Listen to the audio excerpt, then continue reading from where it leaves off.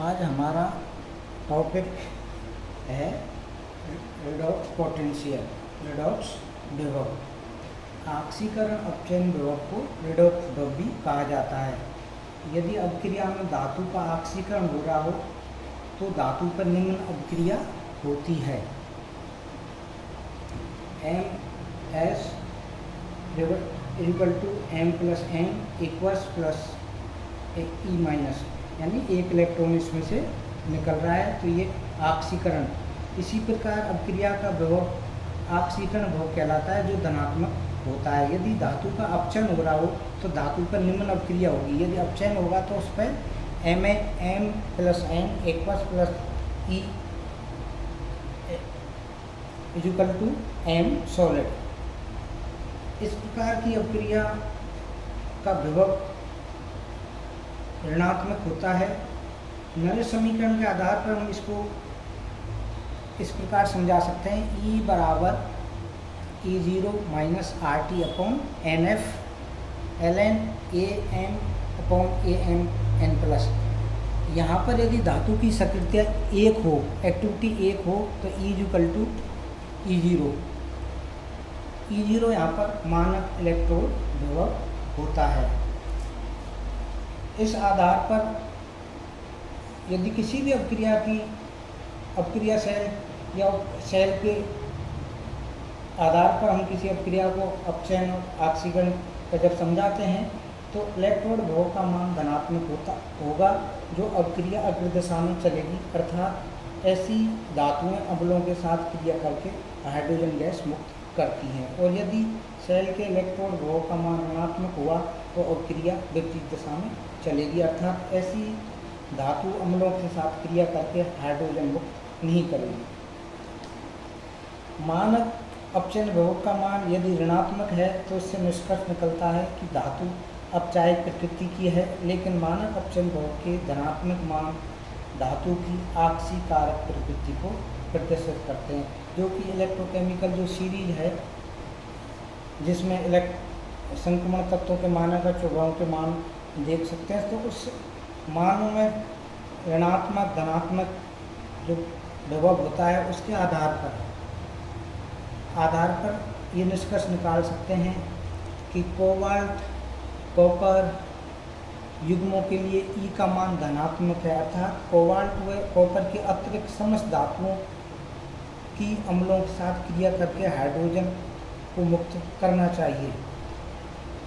यद्यपि ये मान S ब्लॉक के तत्वों के इलेक्ट्रोड विभव के मान से कम है, फिर भी कॉपर अपवाद को छोड़कर ये सब मान ऋणात्मक हैं, अतः इन्हें धीरे धीरे ही जल के साथ क्रिया करके हाइड्रोजन को मुक्त करना चाहिए। इस प्रकार इन्हें तीव्र अपचायकों की भांति व्यवहार करना चाहिए, लेकिन वास्तव में ऐसा नहीं होता। मैग्नीज के अतिरिक्त अन्य सभी धातुओं का जल व अम्लों के प्रति उदासीन रहना ही प्रमुख लक्षण है। मानक अपचयन विभव के ऋणात्मक मान होने के बावजूद संक्रमण धातुएं क्रियाशील नहीं होती, क्योंकि अधिकांश धातुओं पर उनके ऑक्साइडों की एक परत सी छड़ी रहती है जो धातुओं को रक्षित या प्रोटेक्ट किए रहती है। इसके आयनन विभव तथा वाष्पीकरण ऊष्मा के मान उच्च तथा इनके आयनों के जलयोजन ऊष्मा के मान निम्न होते हैं। इस आधार पर अभिक्रिया होगी या नहीं होगी, किसके साथ रिएक्ट करेगा संक्रमण धातु, इसको आप रेडॉक्स पोटेंशियल के द्वारा समझा सकते हैं। नेक्स्ट टॉपिक अपना है ऑक्सीडेशन स्टेट। ऑक्सीडेशन स्टेट संक्रमण धातुओं के बहुत ही महत्वपूर्ण लक्षण है। यह है वेरिएबल वैलेंसी प्रदर्शित करते हैं, परिवर्तनशील संयुक्ता प्रदर्शित करते हैं। किसी तत्व के लिए संयुक्ता से अधिक उपयुक्त पद ऑक्सीकरण अवस्था होता है। हम इसको इस प्रकार परिभाषित कर सकते हैं, किसी तत्व की ऑक्सीकरण अवस्था उस आवेश के बराबर होती है जो उस तत्व के परमाणु पर रह जाता है यदि उसके यौगिक के अन्य परमाणुओं को आयनों के रूप में उससे पृथक कर दिया जाए। उदाहरण MgCl2 मैग्नीशियम क्लोराइड। मैग्नीशियम में की यहाँ पे संयुक्ता +2 है और क्लोराइड की 1 है, 1 होती है। तो इस आधार पर संक्रमण तत्वों की भिन्न भिन्न ऑक्सीकरण अवस्थाओं का अध्ययन हम करते हैं। और ये जो दिया गया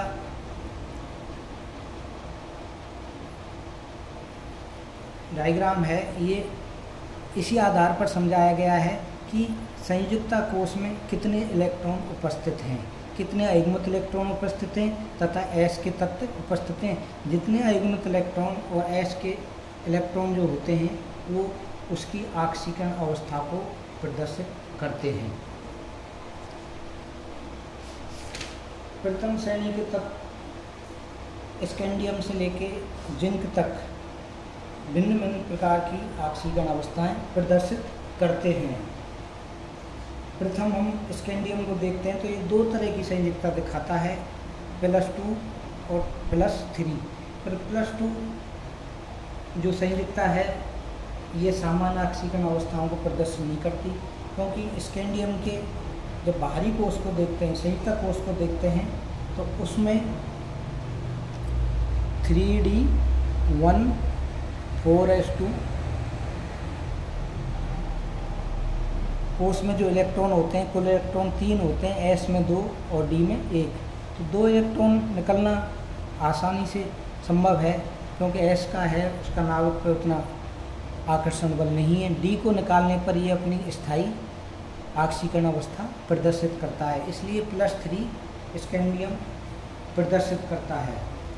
नेक्स्ट जो स्कैंडियम के बाद टाइटेनियम, टाइटेनियम +2 +3 +4 3 प्रकार की संयुक्ता प्रदर्शित करता है, क्योंकि इसके बाहरी कोष की जब देखते हैं स्थिति तो D2 3D2 4s2 है, तो इसमें से ये 4 इलेक्ट्रॉन निकाल सकते हैं, जिससे +2 +3 +4 अवस्थाएं प्रदर्शित करता है।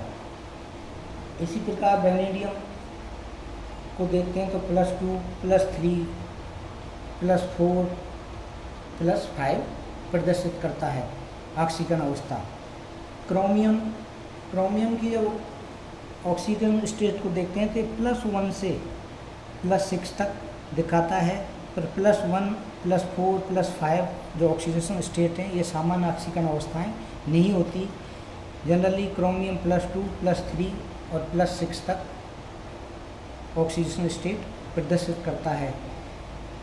उसी तरह मैग्नीज, मैग्नीज अधिकतम ऑक्सीकरण अवस्था प्रथम संक्रमण श्रेणी में प्रदर्शित करता है, क्योंकि इसके बाहरी कोष या संयुक्ता कोष को देखते हैं तो D5 4s2 इलेक्ट्रॉन इसमें उपस्थित हैं, तो ये +2 से लेके +7 तक ऑक्सीजन स्टेट प्रदर्शित करता है, जिनमें +2 +4 +7 स्थायी ऑक्सीकरण अवस्थाएं प्रदर्शित करते हैं, जबकि +3 +5 +6 ये इसके असमान ऑक्सीकरण अवस्थाएं होती हैं।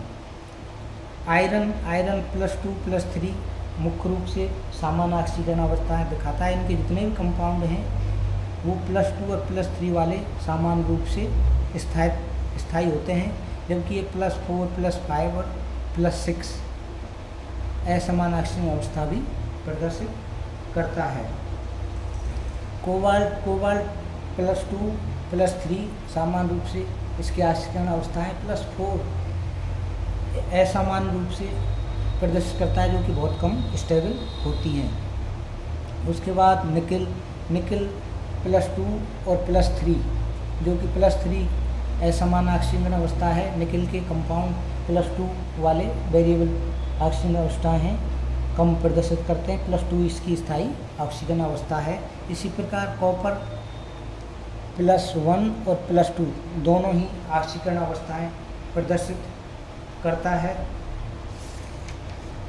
जबकि जिंक +2 ऑक्सीकरण अवस्था, क्योंकि इसके 3D10 कंप्लीट पूर्ण भरा हुआ है ऑर्बिटल, जबकि एस में 2 हैं, उनको कम एनर्जी से भी निकाल सकते हैं, इसलिए +2 ऑक्सीकरण अवस्थाएं प्रदर्शित करता है। इन ऑक्सीकरण अवस्थाओं के आधार पर कुछ निष्कर्ष निकाल सकते हैं, जो इस प्रकार हैं। तत्वों की ऑक्सीकरण अवस्था उनके डी कक्षकों में उपस्थित अयुग्मित इलेक्ट्रॉन व एस इलेक्ट्रॉन की कुल संख्या के बराबर होती है। अतः मैग्नीज के तत्वों की अधिकतम ऑक्सीजन अवस्था +7 होती है, क्योंकि D5 विन्यास तक D इलेक्ट्रॉन सारे अयुग्मित होते हैं, लेकिन D5 विन्यास के बाद कक्षाओं का इलेक्ट्रॉनों का युग्मन प्रारंभ हो जाता है। इसलिए इसके बाद मैग्नीज के बाद आप देखेंगे तो इनकी ऑक्सीजन अवस्थाएं अधिकतम से कम की ओर प्रदर्शित होने लग जाती हैं। +7 के बाद +6, 4, 3, 2 इस तरह से इनकी जैसे जैसे इनमें युग्मन और पेयरिंग होगा इलेक्ट्रॉन का, तो इनकी अयुग्मित इलेक्ट्रॉनों की संख्या कम होती जाती है। इसलिए ये ऑक्सीजन अवस्थाएं +7 से कम ही प्रदर्शित करते हैं। सेकेंड, +2 ऑक्सीजन अवस्था के साथ बढ़ता जाता है, बाएं से दाएं चलते हैं जब, और +3 ऑक्सीजन अवस्थाएं के साथ घटता है, क्योंकि स्कैंडियम +3, टाइटेनियम, वेनेडियम और क्रोमियम तक +3 स्टेबल ऑक्सीडेशन स्टेट है, जबकि manganese, iron, cobalt, nickel, copper, zinc की तरफ जाते जाएंगे तो +2 ऑक्सीजन स्टेट इनकी सामान्य रूप से प्रदर्शित करते हैं। कॉपर +2 और Mn+2 का स्थायित्व अपेक्षित मान से कम होता है। साथ ही Mn+3 व Fe+3 ऑक्सीजन अवस्थाएं अपेक्षा से अधिक स्थायी होती हैं, क्योंकि दोनों में स्थायी D5 विन्यास प्रदर्शित होता है। विलयन अवस्था में कॉपर की तुलना में कॉपर +2 यानी एक्वस सॉल्यूशन में कॉपर +1 की तुलना में कॉपर +2 का स्थायित्व अधिक होता है। कॉपर +1 के इलेक्ट्रॉन विन्यास में D10 की स्थायी अवस्था होती है, जबकि कॉपर +2 की देखते हैं, कॉपर +2 और कॉपर +1, इसमें D9 है कॉपर +2 में, जबकि कॉपर प्लस में है D10 होता है। तो अतः अपेक्षा तो ये की जाती है कि कॉपर +1 का स्थायित्व कॉपर +2 से अधिक होना हो, लेकिन कॉपर +2 आयन की उच्च जलयोजन ऊर्जा के कारण इनका स्थायित्व कॉपर +1 की तुलना में अधिक होता है। शून्य अथवा ऋणात्मक ऑक्सीजन अवस्थाएं भी अस्तित्व में आ सकती हैं, पर ये यदि कम ऑक्सीजन अवस्था को स्थायी करने वाले लिगेंड विलयन में उपस्थित हो, जैसे कार्बन मोनोऑक्साइड, डाइप्रीडाइल आदि हों, तो ये इस तरह की प्रदर्शित करते हैं। अधिकतम ऑक्सीजन अवस्था +2 और +3 के अवस्थाओं के मध्य की अवस्थाओं में गुण पाया जाता है, और इस तरह के जो गुण प्रदर्शित करते हैं उनको असमानुपातन डिस्प्रपोर्शनेशन का गुण कहा जाता है, जो कि मैग्नीज इस गुण को प्रदर्शित करता है। प्रथम श्रेणी के संपूर्ण धातुओं विभिन्न ऑक्सीजन अवस्थाओं, उनके तुलनात्मक स्थायित्व आदि के संबंध में हम आगे स्टडी करेंगे। धन्यवाद।